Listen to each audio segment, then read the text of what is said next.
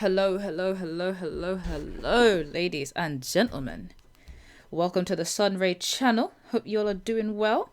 Before we get crack-a-lacking into this video, I wanted to just say, fam, when did I hit, how many subscribers is it now? 300? Yeah, 321 at the time of me recording this. Subscribers. Wow. Thanks, guys. I'm really happy. Thank you very much. So today, I wanted to talk to you guys about my performance that I did, the winning performance that I did at the one and only MCM Birmingham Comic Con back in November. Everyone seemed to really enjoy the performance, and I thought, you know what? When I was going to do this, I really didn't know what to expect, so let me just post an informational video. The performance, the cosplay making. If you follow me on Instagram, you would have seen me 3 a.m. struggling with the leather. Listening to Dragon Quest and trying not to lose my mind. But, you know, we'll get there, all in due time. I've always been really, inspired by cosplay performances that I saw in America. The one group that I used to watch all the time back in the day was called Coconut Bubble Sex Cosplay. I don't know if they're still going, but obviously now we have dance groups that put together cosplay-based performances, and I've always wanted to do that. And I thought, you know what? Lockdown's gone. I might as well do it. So I bought myself a Sunday ticket, and whilst I was buying it, I was like, you know what, man, just sign up for the masquerade, innit? Just sign up for the masquerade. So I went and I signed up for the masquerade because I've been talking myself out of doing it the last few years. I had applied in, I think, 2017. Back when I did my Rohan Kishibe cosplay, I had written a Rohan Kishibe rap, which is on my YouTube. And I was going to perform it, but I didn't get to. So instead, I just made a video with all the people at the JoJo's meets. And this year I was like, nah, I'm doing it. Like, I'm doing the full thing. I'm not wasting this chance. I'm signing up. So basically, when you sign up, you go in the MCM website and you basically have to fill in this form. It's like 6 questions. It's like, what's your name? Are you in a group? Cosplay, or is it just you? Who are you cosplaying as? What does your performance consist of? What's the description? This is like the verification stage, if that makes sense. They have this preliminary round where they can look at everybody who's coming and make sure they have a variety of cosplays, that they're not all anime cosplays, that you've got, you know, some Lord of the Rings, you've got some JoJo's, you've got some One Piece, you've got some Spider-Mans, you know, you want to get a variety. They also want to make sure that the type of performance that you do is a variety. And then after a few days, they come back with an email that says, hey, look, we have accepted you. Please get your final audios in by this date. I think we had about 2 weeks to pull the audios together, so that there was a few days, I think about 5 days before con was the deadline for the songs to be in. And I was like, bet, this is great, but I was also still working, and in my head I was like, I'm not gonna get accepted. I applied once with a killer performance plan with all the details, like I wrote a whole monologue and everything, and YouTube links and yada yada yada all up in my description, and they were like, no. So this time, because I was rushing, I just put bare bones. What's your name? Sun. What's your Instagram? Sunray07. Who are you cosplaying? Trish Uno. What's your cosplay performance? Script and dance performance based around Trish Uno. Like, there were no details, fam. None. So I was like, I'm not going to get through. Like, I'm not going to bother, like, scripting or anything. And then I get this email. I think I was washing the dishes or something. And I get this email. They're like, oh, yeah, you've been accepted. Get your sounds in 14 days. I believe it was 14 days. So the next few days were this crazy crazy process. I was talking to a friend of mine until like late in the night. We were talking about other things as well, but in the middle of the chat I was just like, dude, I'm doing this show at Cannes. They were like, yeah, congrats, I know you've always wanted to do that. I was like, yes, I have, but I don't know what song to do. They're like, what do you mean? I'm like, well, I haven't chosen a song to perform to. So we spent like a good hour just talking about Trish's character arc, and eventually we came to the conclusion that I'd use the song WANNABE because her stand name is called WANNABE, and that's so cool. So that was the first part of the production. The second part was the audio recording, the voiceover. Now, I fancy myself a bit of a voiceover artist. I'm quite nice to listen to, if you can if you can attest. I was like, this is a good chance for me, because if, you know, even if they say that I need to re-record lines, it will still be good for like a demo reel. So I went off and I wrote a script. That's a short one. I think it was only about 10 lines. I read it to my big brother because he watched JoJo's with me. So I read it to him and just got his opinion of, like, you know, things I could add, things I could remove, that kind of stuff. And he gave me a few ideas. I was like, cool. So on one of the days, I just made some soundproofing with like some stands and several duvets, stuck the microphone underneath it, switched on Cubase, and just went at it for like an hour. Oh, that's another thing I forgot to say. I believe you get 2 forms. After they accept you, when you give them your audio, there is another form, like a more detailed form, which again asks you, what's your name? What's your cosplay? Who are you cosplaying? What do you want the reader to read, like before you get on stage? Are we starting music before you get on stage or when you're on stage? What are we doing? So that they know in terms of details and in terms of setting up the stage, what they're doing in terms of that. I had filled that in and I said, look, I'm going to get the audio to you soon, but these are all the details that you're going to need. My performance is going to be about 300 seconds because at the time I hadn't started editing it yet. Now, generally, I think they say everyone gets about 2 minutes on stage maximum. So anyway, sorry, back to the voice editing process. I just recorded my lines, warm up, read it several times, listen back to those several times. And then I think, okay, well, this is better, but I need to do this. When I record, I think I wind up with about 18 takes because sometimes whilst I'm recording, I'll think, oh, I just want to try this. Even if I go in intending to record 3 takes, I wind up recording several. What I did was I recorded all my lines, duplicated the track, so I had 2 copies of the lines, muted the first one, and then on the second one, I could just go rampant with editing, deleting, cutting, blah, blah, blah, blah, blah, blah. What that means is that, if I wind up deleting all the takes, and then I think, oh, actually, by the time I've lined that up with the song of my choice, the attack on the final sentence was a little bit too hard, so I need to go do another take, but I don't want to record again. So I already have 18 takes just ready to go. I think I recorded the audio one day, and then it took me another day to actually edit the sound. So what I did was I got the dance practice up, listened and watched it several times. I debated about what parts of the choreo I really wanted to do. Then I screen recorded those parts so I could see the choreo. And then I edited them together so that I could look at it and visually see where the transitions were. And also I can audio edit the transitions, if that makes sense. So with those all together and roughly lined up as I wanted them to be, the track, it was still missing. It was still missing something. The track was still missing something. And I thought it'd be a bit more engaging if I added some spice. My brother had said to me, dude, add some sound effects from the show. And I was like, bet. So at key points, particularly like where I pause for dramatic effect, you'll notice I add audio. So some of my favorite audios that I added were, I added the outro to Beyonce when she's walking out. I added that in very, very faintly because, for the culture.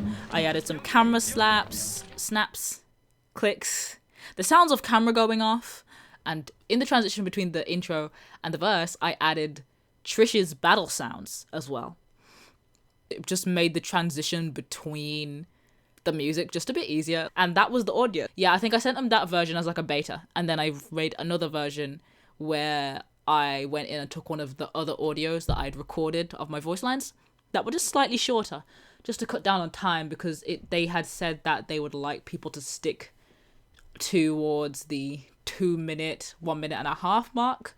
And I believe my audio was pushing 2 minutes 42, and I managed to cut it down to 2 minutes 20 or something along those lines. The MCM team, they encourage you to ask questions, and for anyone who's going to do something like this, if there's anything you're not sure about, I recommend you ask the questions. Like, there's no point being nervous about it in the corner. If these people have information you need, ask them. So that was the first thing I did. I sent several emails. I said, look, these are my audios. Is it okay if I send another one later? They said yes. Checking about the time limits a bit closer to the day. I had decided that when I was going through the Stagecraft, that it would be good for me to have a prop. So I decided to bring a cloak with me, one that wasn't going to be judged in terms of seamstressing. My mother had made it when I was much younger. So I practiced with it, and I emailed them, and I was like, hey, just to let you know, I have decided that my performance is going to need a prop. I didn't put it in my description, but I have one now. Can you put it on stage before I start? They said yes. We weren't told, but that is fine. That's no biggie. I said also about the stage, whether I could see the stage before I get on it, because in my experience in doing performances, it's always nice to look at the stage and pace the stage before you actually dance, because there's nothing worse than you cartwheeling and then you drop off the edge, bro. Like, You can't, because sometimes, especially when you're performing, you're in the moment, yeah? You just go a bit too hard. Fall off the edge. Or the worst thing is, the camera can't see you. Then what do you do? Because people are live streaming this event as well. It's always nice to see the stage before you get on the stage. But in this case, that wasn't possible because the main stage is being used all day. Or should I talk about the stagecraft first? I think I'll talk about the stagecraft. So the stagecraft, I'd written the script and done a lot of visual training. What I describe as visual training, wherein I listened to the song as I edited it over and over and over, and in my head, like while I'm at work, while I'm in the shower, whilst I'm washing dishes, I'm running over, okay, I'm gonna crawl at this part, then I'm gonna go on the floor and roll. I put the cloak on, I stagger backwards, I fall, I scream, and I run all of that back in my head just to make sure I have it under wraps in my mind. That's particularly useful if I'm having like a busy day or I don't have the time, which leading up to the con, I didn't, because every hour I had spare, it was spent pressing them seams, honey. I'd done the acting part, and once I had that down pat, I learnt the choreo on the Friday. Now, don't put your fingers and laugh at me, okay? I was organized. I had messaged a friend of mine who does covers. I was like, ayo, sis, do you know WANNABE? Because I need to learn it and I know you know it. So can you just teach it to me on like Tuesday? She's like, yeah, but just finances were just not on my side. So I had to cancel a meeting with a friend. And on Friday, when I was so blissfully given the day off of work, I put my heels on. I put the skirt on. And I spent maybe about 3 hours of just banging out the choreo with a bunch of different tutorials on YouTube, adding it on with the stagecraft, running the lines, just all of the practice. From I woke up maybe 9 and then I went till about 12:30, 1 o'clock. The sewing process was a long gone process. I graduated from my foundation degree 2 years ago in electrical engineering. When I graduated that, I wanted to graduate as Trish Una, but I had realized whilst I was sewing that bodice is not going to work with a graduation gown. At that time, I made the skirt, and then when lockdown started, a friend of mine had some excess leatherette, and I wore that bodice for my Portgasty Ace closet cosplay. For those of you who follow my TikTok, you may remember that. And it has arms with it too, which I wore in a photo shoot that I did at home. So the cosplay itself was done. All I had to do was retouch a few of the edges, make sure the shoes still fitted, do my hair, and that was going to be it. But unfortunately, your girl went ham during lockdown. I went in and I said, I'm not leaving this place without an iro body. And now I have an iro body. Not completely. I'd say I'm like 70% there. I'm pretty happy. But the point still stands that your girl put on muscle, which means the clothes don't fit. The clothes didn't fit. None of them fitted. Like the shoes, they were a size 7. I had to take up a size 8. Luckily, my mom has some brown shoes that I could wear that were a bit more accurate to how Trish wears hers in the show. Borrowed my mama's shoes, had to remake the bodice. Had to make 99.9 drafts because I couldn't figure out how the bust would work. You know, I'd make all these drafts, and because I don't put boning in the drafts, the bust wouldn't sit, and I was just, oh gosh, it was a pain. It was a pain. It was a pain. It was a pain. It was a pain. It was a pain, y'all.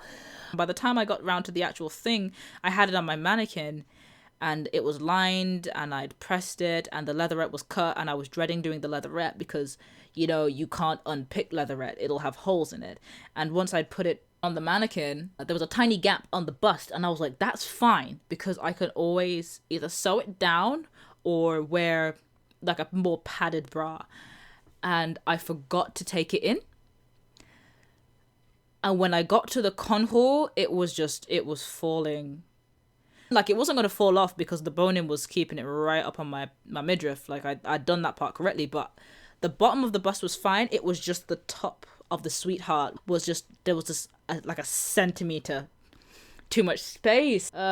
It's a good thing I had a travel kit, and there's a cosplay hospital at the con. Yo, shout outs to the cosplay hospital. Y'all are heroes. I love you guys. Can we give them their flowers? The skirt was done, but I noticed because I was gonna go and get the outfit judged, I decided to unpick the waist of it and just tidy it up. It was a very straightforward process, to be honest. I had a little help from my mother dearest. She's very nice. She helps me out a lot with finishing ends and stuff, so thank you, Mom. I ordered the Trish material online. I got like a 1.5 meter by 1 meter piece. Found some lining, cut the lining out the same size, sewed them around the edges, put some pleats in it, sewed that down so it wouldn't move, and then interfaced the waistband and stuck the waistband on it. The separate sleeves, they were fairly straightforward. I think I should have made them a lot bigger than I did make them, because again, your girl's a growing girl and I'm not stopping working out. I just laid down to get the length of my arm, measured the width of my wrist, my elbow joint, and the biggest part of my bicep, and I added like 2 inches, I think, and just created a trapezium and sewed that down and hemmed it. I was going to line it, but I found that by the time I lined it, I lost a bit too much seam allowance, which is why I say I probably should have added about 3 inches, maybe even 4, to be honest.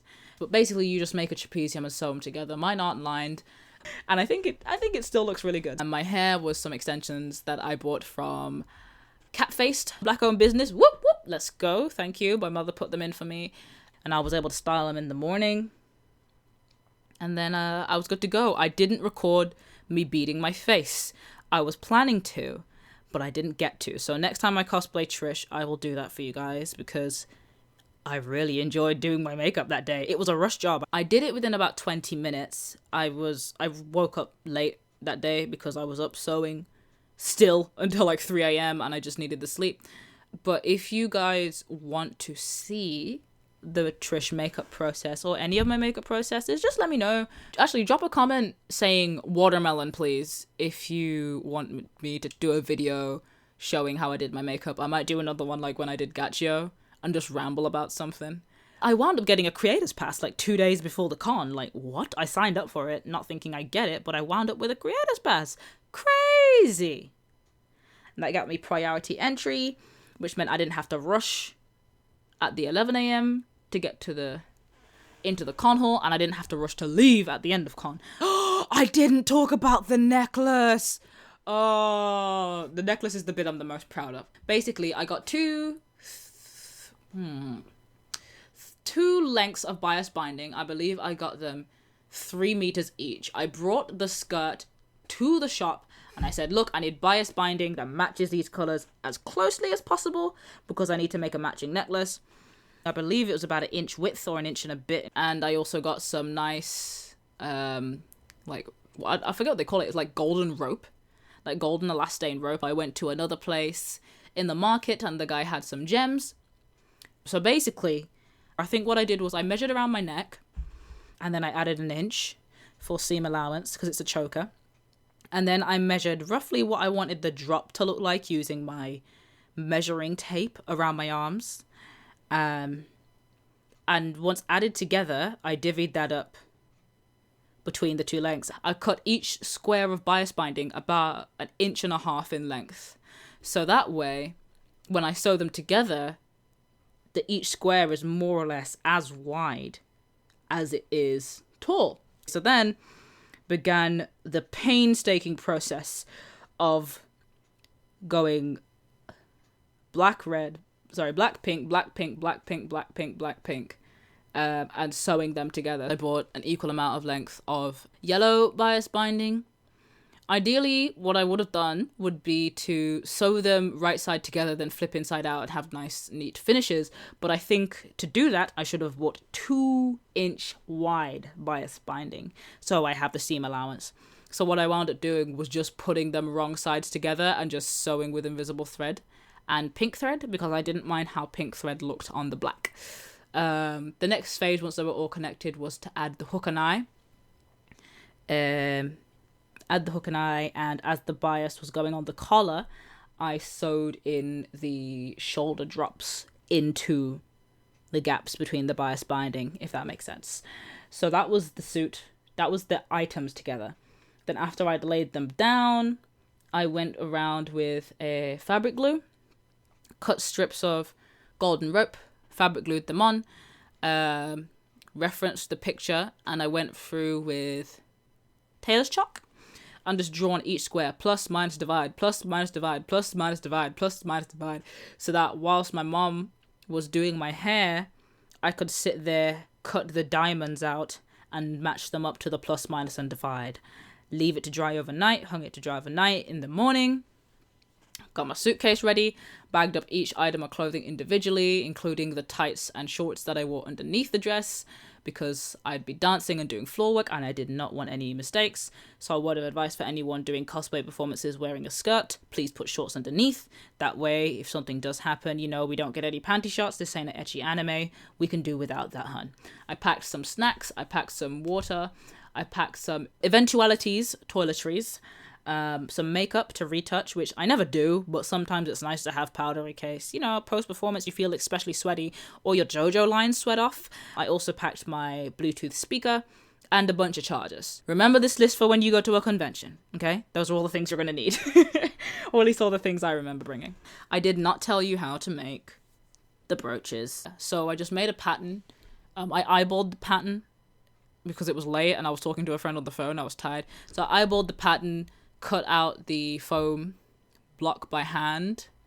In the morning I used my Dremel to shape it, covered it in EVA glue, spray paint, and gems, and then another paint layer of wood glue to keep the gems on and make it waterproof. What I should have done was heat seal it prior to gluing down, so if you ever do EVA foam work, make sure you heat seal. I met up with a friend of mine, several friends of mine actually, wow, I forgot. We were going to have a JoJo photo shoot, so I met up with my friend Roz, and then after that I met up with my friend Scarlett and her boyfriend. We all vibed together for the day. I went to go sign up for the sign up for the masquerade. Now for the sign up, what I mean is, you've done all the process online, as I've said to you, but they need to make sure you're actually at the con hall, because if you're not at the con hall, they can either do two things: cut you from the show and give your slot to somebody else who is ready to go and wants to, or they can cut you from the show and make the show shorter. So you have to get to the con hall to confirm your entry between 9 and 11 a.m. Actually, let me just pull up the email so I'm giving accurate information. So the email says, on Sunday, please stop by Cosplay Central HQ before 1 p.m. to confirm you're taking part. We will check your details, assign judging time if eligible, and give you a copy of the safety briefing. It is very important that you do this, otherwise we will not let you take part. Okay, so you had to be there. The judges will judge you on your outfit crafting. They were there between 11:30 and 12:45. By the time I got there, I think I got there at about 12:15, and apparently no one had come for judging in the morning, so I had to go back at 2, and the next slot was 2 to 2:45. I got there, confirmed my taking part, went to Cosplay Hospital, because that was just next door. Went and had a photo shoot with some friends. Very wonderful photography done by Shadowbox Daily. Go support the boy. And then after that, we went to the JoJo meet. And then after the JoJo meet, it was time to go get my outfit judged. So I went into the outfit place.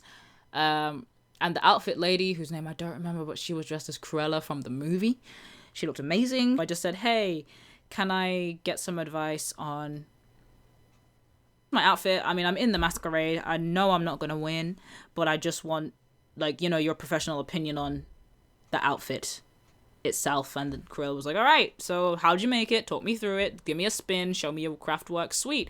I was in and out in about 3 minutes. So that was the lead up to the convention. Hey.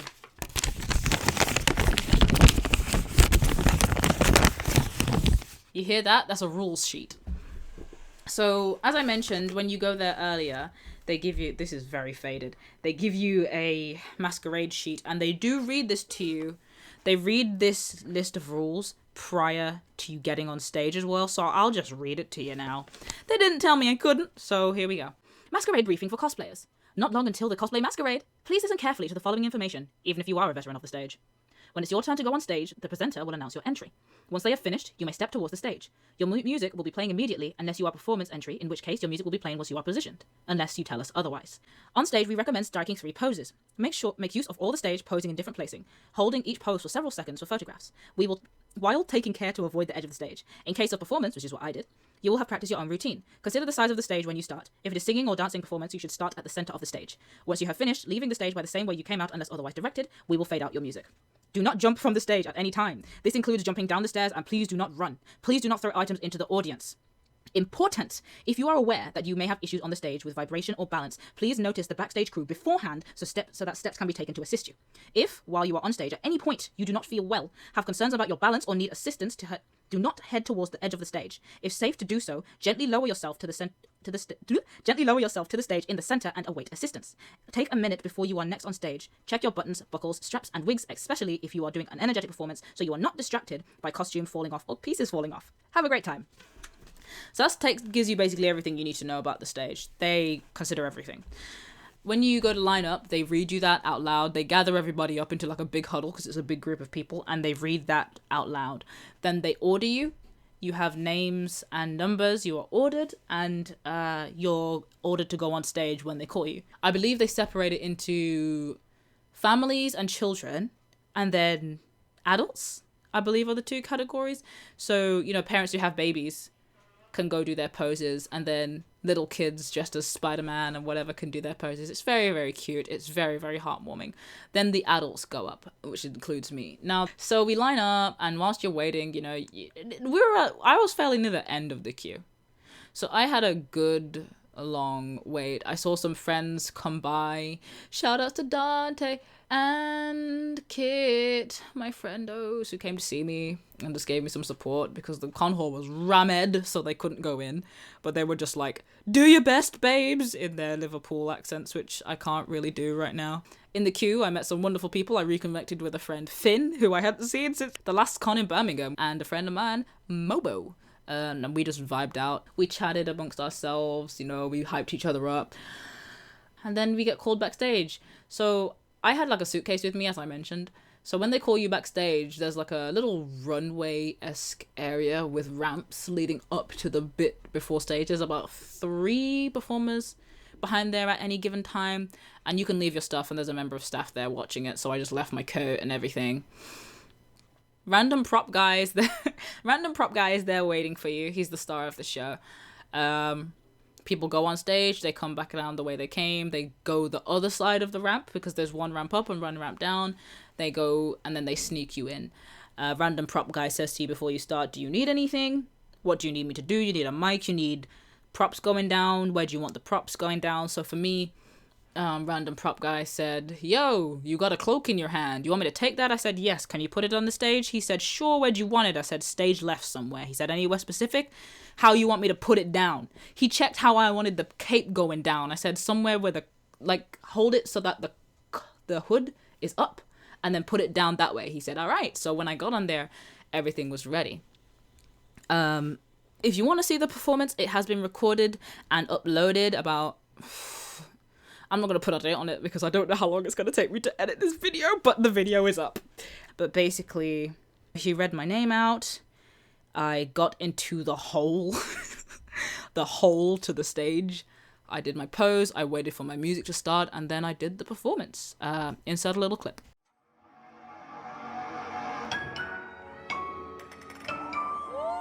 Let's go!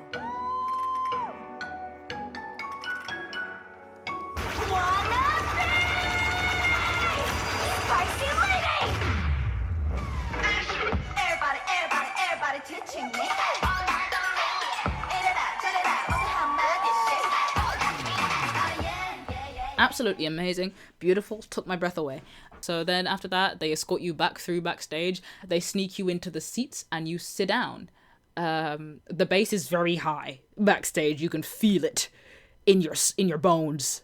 So if that's something that you don't like, just be aware that you can feel the bass in your bones. I'm a bass player, so I love that. But you do feel it. They have like a little dugout area, I suppose, where the performers are allowed to sit, and you can all just sit together and talk a little bit, hype up the next person. The judges call for the winners. You go up, you shake hands, you take pictures, and that's how the performance goes. And when you win, you get this tiny, cute little trophy, which I personally really loved.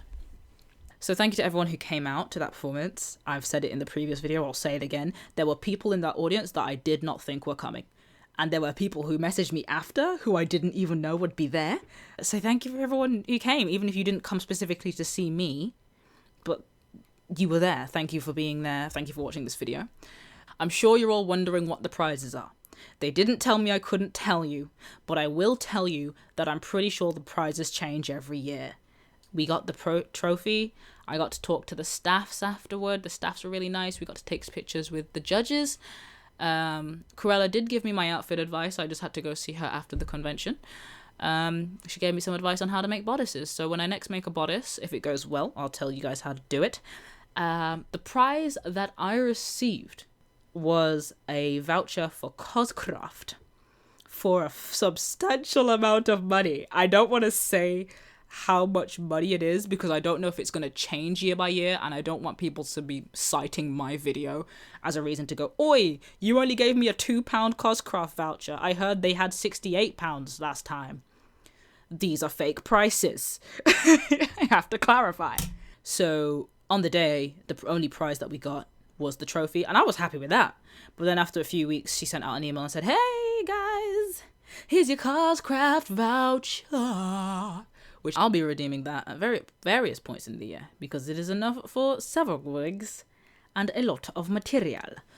So yeah, that's basically how it went. I did the performance. I thoroughly enjoyed it. I needed the bathroom because you always do when you get stage fright. I did the show. Apparently I set the house on fire. I mean, I was pretty good. So yeah, again, the list of thank yous. Oh, it goes on. Thank you to Hicks and Shadowbox for filming the performance for me. For everyone who sent me performance videos afterwards, because I did ask, and just several people just sent them to me, and I didn't know people took footage. So thank you for all of those. Thank you to all the people that took part and we were able to hang out with. Thank you to all the friends at the actual event that I got to take pictures with and talk to, and people who I didn't get to talk to but messaged me afterwards to say that they went. Thank you to all of y'all. Thank you to my dance teachers, Michael and Naif, for preparing me for performance. I've been taking classes with them for a few months now, and my performance ability just went through the roof. Most importantly though, thank you for Chanel. I want to clarify before I go forward with Chanel's thank you. None of these people knew that I was doing this performance. I just credit them because I would not be performing as well as I do without their tutelage in various ways. But I spend a lot of time with Chanel. She's like a one-to-one tutor for me when I do dance. She taught me how to do heels. I went to one heels class. She was like, you can come when you're ready, because usually I have another class on a Tuesday. And I went to the heels class and then did that performance after about 2 hours of work. I love Chanel to pieces and pieces. She's a wonderful source of musical knowledge to me. Thank you to my parents for supporting me and, you know, looking at my outfit and making sure that I could see the back when I couldn't see the back, and making sure I ate and and not getting mad when I'm sewing whilst they're trying to watch TV because that machine is loud. Thank you to the MCM staff for being so wonderful when I ask you a lot of questions and just answering them and generally being nice and just very straightforward. That was very helpful. Thank you to the judges, and thank you to the NEC for having us. There's a lot of thank yous. I guarantee you I've forgotten somebody. But that is it. That's all I've got to say. I feel like I should be saying more. I hope you guys enjoy it. I hope you all have a wonderful day. I hope you stay tuned because listen, the content, y'all, the content is going to be very, very good. So, I don't have a sign off. Just make one up. This has been the ball of sun, keeping you warm and keeping you toasty. Night. Get it? Because the moon comes up at night and the sun goes down. even if it's midday, it's nighttime somewhere. I thought, you know what, never mind, it's fine.